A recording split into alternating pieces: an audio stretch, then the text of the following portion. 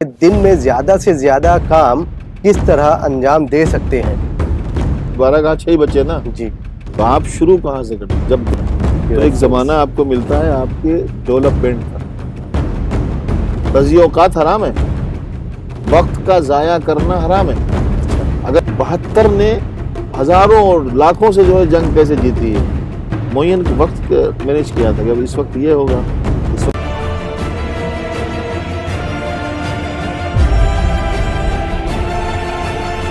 خوب بنگرید اکنون تمامی اسلام به مصاف و جنگ با تمامی کفر رفته است. امید هر وعده‌ای در آتش این جنگ بدمید وقت مینجمنٹ ہے. پیغمبر بتا رہے ہیں وقت مینجمنٹ ہے. واہ.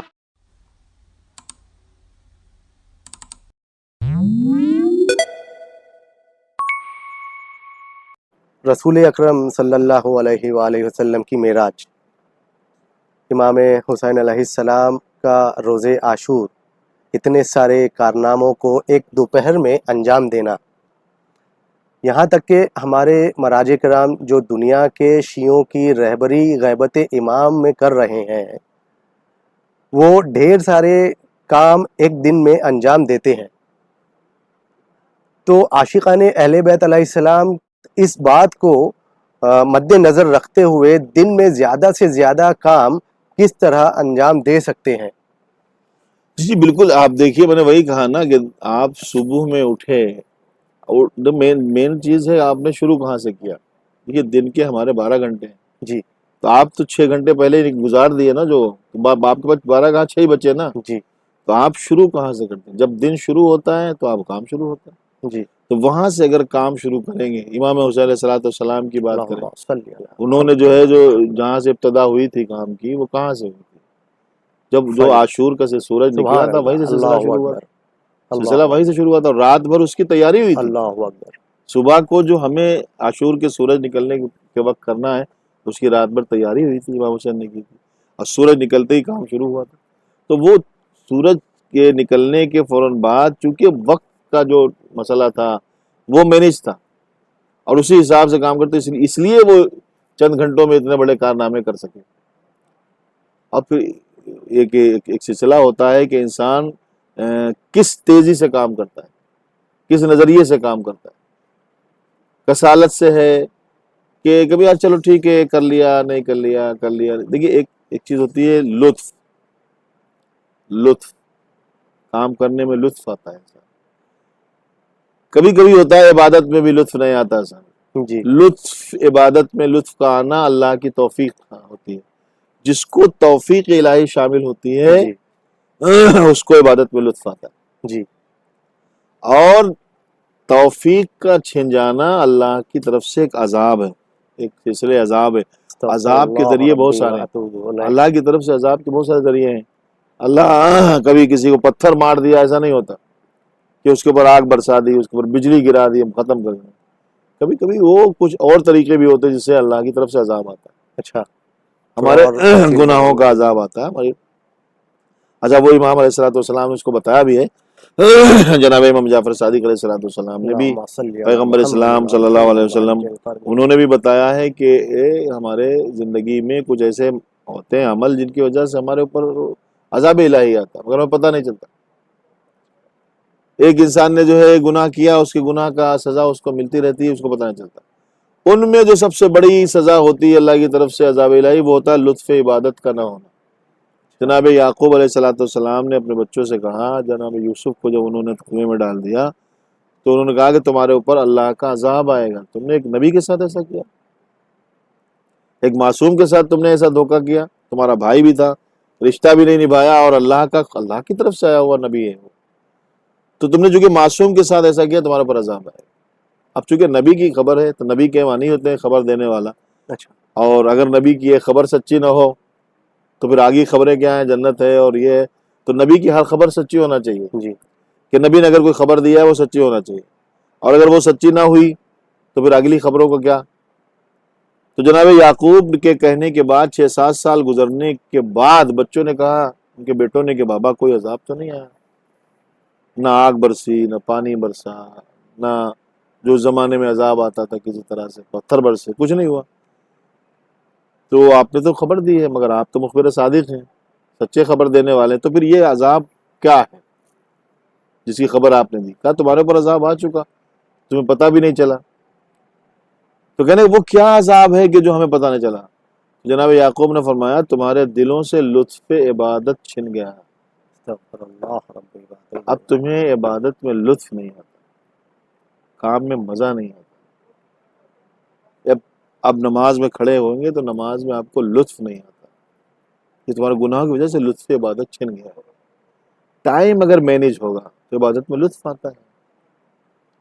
قرآن کی آیت ہے نا کہ جو ہمارے مومن بندے وہ سحر میں اٹھ کے استغفار کرتے ہیں، جی سحر صبح میں اٹھ کے استغفار کرتے ہیں، ان کو ہم جو ہے دیکھتے ہیں کہ وہ بیٹھے ہوئے مصلی پہ، ساری کائنات سو رہی، وہ جاگ رہے۔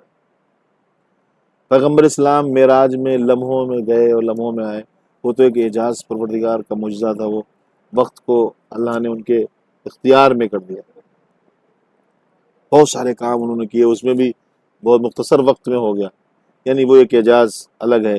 امام حسین کی زندگی میں اس سے سارے کام، اس سے سارے کارنامے، انہوں نے اپنا پرچم بھی لہرایا، انہوں نے اپنی فتح کا اعلان بھی کیا، انہوں نے دشمن کو شکست بھی دی، انہوں نے لوگوں کو پیغامات بھی بھیج دیے، انہوں نے یہ بھی بتا دیا کون حق پہ ہے کون باطل جی پہ، انہوں نے اپنے عمل سے یہ بھی بتا دیا، خطبے بھی دے دیے اور قربانیاں بھی دے دی، اور پوری کائنات پہ چھا بھی گئے اور پوری انسانیت پہ احسان بھی کر دیا، بے شک کیونکہ انہوں نے وقت کو مینیج کیا تھا، ٹائم مینیج کیا تھا۔ جناب عباس جب جلال میں آتے تھے اسے نہیں کہتے تھے کہ عباس ابھی کربلا نہیں آئی، یعنی ابھی وقت جی نہیں جی آیا، جی جی آپ کی تلوار چلانے کا وقت نہیں آیا، آپ کی قربانی کا وقت نہیں آیا۔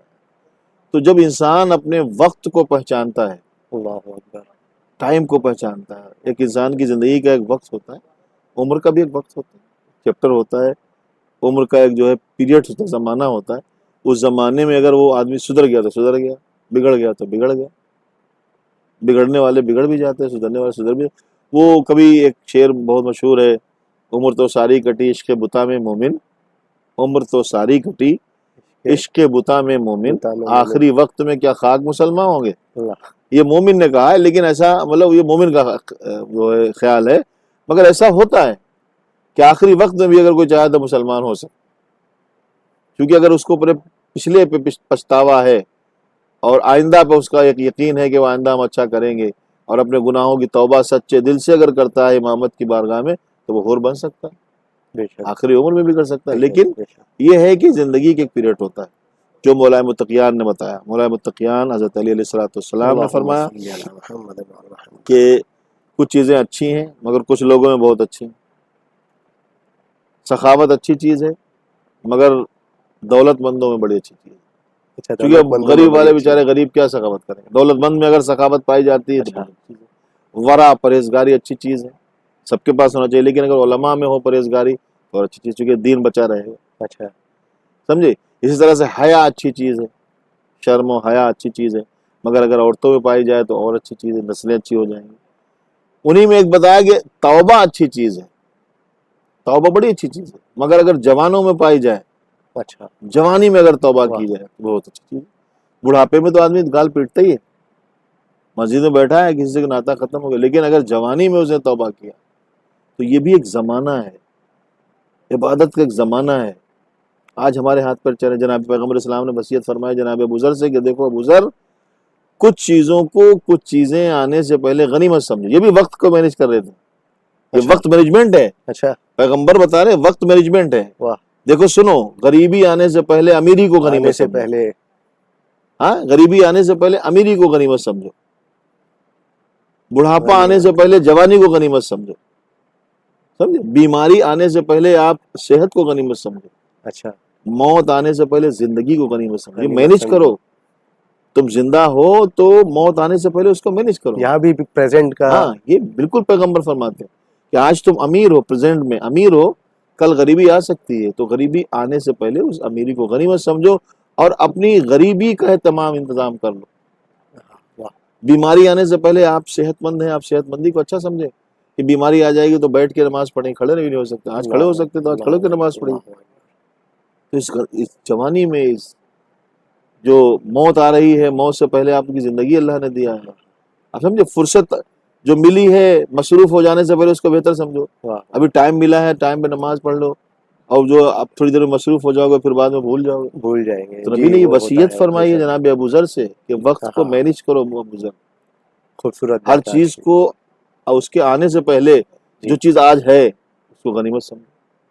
آج ہمارے پاس پیسہ ہے ہم اس کو غنیمت سمجھے راہ خدا میں دیں تاکہ کل کے لیے ہمارے لیے وہ جمع ہو جائے. آج ہم کسی کو عطا کریں گے کل خدا ہمیں اس کے بدلے میں عطا کرے گا. عطا کرے گا.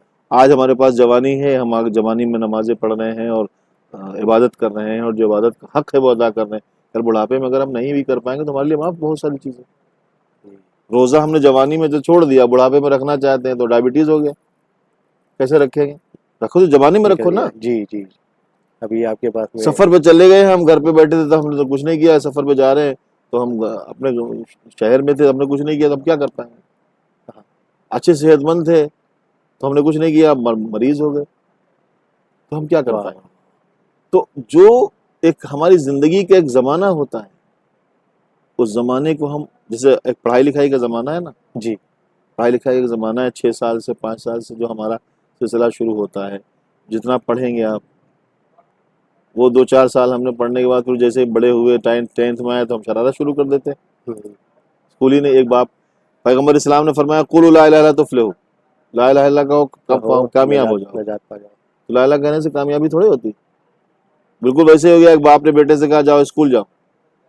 بیٹا روز کاندھے پہ بستہ ٹانگ کے اسکول جاتا ہے.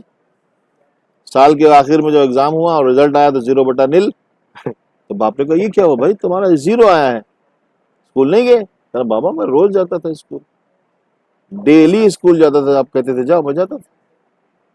جس دن اسکول کھلتا تھا میں جاتا تھا. تو پھر یہ نتیجہ تمہارا نل کیوں ہے؟ رزلٹ 0 کیوں ہے؟ تو اسے کہا آپ نے یہی تو کہا تھا کہ اسکول جاؤ. یہ کب کہا تھا پڑھو؟ آپ نے جانے کو کہا میں جاتا تھا کھیل کود کے چلا آتا تھا. تو باپ نے تھپڑ مار کے بولا بے وقوف جانے کا مطلب یہ تھا کہ پڑھو. جانے کا مطلب تو آپ اس زمانے کو جو ہے جو نکل گیا پھر کاش ہم نے وہ کر لیا ہوتا ہے کاش ہم نے وہ پڑھ لیا ہوتا. تو ایک زمانہ آپ کو ملتا ہے آپ کے ڈیولپمنٹ کا. آپ پہلے خود کو ڈیولپ کریں. جی. جب خود ڈیولپ ہوتے رہیں گے اور ایک منزل پہ پہنچ جائیں گے تو لوگ خود ہی آپ کی طرف آئیں گے.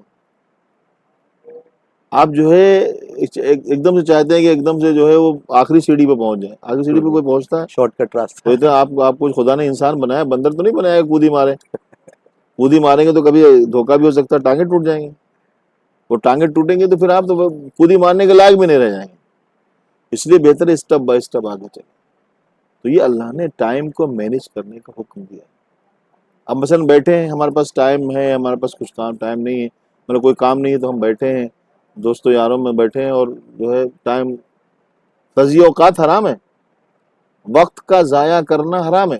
اچھا. اگر نماز کا وقت یا واجب چیزوں کا وقت جو ہے اگر کوئی ضائع کر دیتا ہے تو اس گنہگار ہے. گناہ کبیرہ ہے. فرشتے چند موقع گناہ کبیرہ میں شامل ہاں فرشتے چند بھائی واجب کو چھوڑ دینا اور وقت ضائع کرنا وہ حرام ہے. جب فرشتے چند موقع ایسے ہوتے جہاں پہ مسکراتے ہیں فرشتوں کو ہنسی نہیں آتی.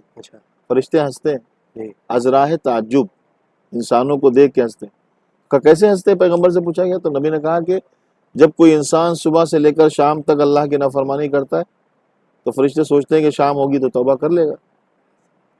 تو سوچتے ہیں کہ توبہ کر لے گا. شام کو پھر وہی کھانا پینا کھا کے پھر آرام کام میں شروع ہو جاتا ہے بیٹھ جاتا ہے گناہ کرنے لگتا ہے. تو فرشتے مسکراتے ہیں بیوقوف تجھ کو اللہ نے دن بھر زندہ رکھا تو کم سے کم شام کو تو توبہ کر لے. تو ہم نے اپنا جو وقت برباد کر دیا ہے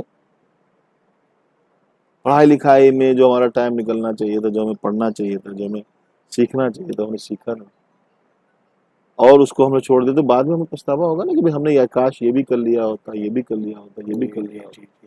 تو وقت کا مینیج کرنا ایک وقت میں آپ ایک دن میں بہت سارے کام کر سکتے ہیں. جیسے امام حسین صلی اللہ علیہ وسلم نے کیے یہ ہمارے پاس ہے کہ انہوں نے جو ہے ایک گنہگار کو معاف بھی کر دیا ادھر سے جو ہے حر کو حر بنا دیا بچوں کی قربانی دے کے جو ہے ایک جنگل کو جنت المحلہ وہ کربلا محلہ بنا دیا اور جو خون بھی پیش کر دیا اسلام کو بھی قیامت تک زندہ کر دیا اور کیا کیا کر دیا سب کچھ تو کر دیا. یہ سب کیا ہے کیونکہ وقت کو مینیج کیا تھا. اور 72 نے ہزاروں اور لاکھوں سے جو ہے جنگ کیسے جیتی ہے معین وقت مینیج کیا تھا کہ اب اس وقت یہ ہوگا اس وقت یہ جائیں گے. نماز ظہر کا جو وقت آیا تو لڑائی ہو رہی ہے مگر ظہر کی نماز ہو رہی ہاں اگر وہی نہیں تو پھر کیا ہے؟ وہی نہیں تو پھر کیا ہے؟ لشکر اتنی بڑی یزید اہمیت وقت کی لشکر بتا دی. یزید نے یہی تو کہا تھا کہ آپ نے ان کو نماز کا ٹائم دے دیا ہے تو پھر اب تو ہار گئے جنگ. عمر سعد سے اس کا جی مشورہ دیا گیا تو ہار گئے. کہ کیوں؟ کہ نماز کے لیے تو لڑ رہے ہیں, اگر حسین نماز پڑھ لیں گے جی تو اس کا مطلب یہ کہ تو ہار گیا. تو اس نے پھر تیر چلوائے. جب تیر چلوائے تو پھر امام حسین کے وہ ساتھی کھڑے ہو گئے آگے. جی لیکن امام نے وقت کو مینج کیا مینیج کیا اس میں بھی. اور ہمیں حکم دیا کہ آپ وقت کو مینج کریں. جس نے وقت کو ضائع کر دیا وہ ناکام, دنیاوی اعتبار سے ناکام, پھر تو اس کو صرف گداگری رہ گئی. جی بہتر یہ ہے کہ امام حسین سے بھی ہم سیکھیں, مولا احمد تقیان سے بھی سیکھیں, اور امام کے کارناموں سے سیکھیں کہ وقت کو کیسے مہیا اور مینج کیا جاتا ہے. جی بہت خوب آغا. تو اس گفتگو کا سب سے بہترین نقطۂ نظر جو رہے گا کہ پریزنٹ میں پریزنٹ کا بھرپور فائدہ اٹھائیں. جی جی بالکل.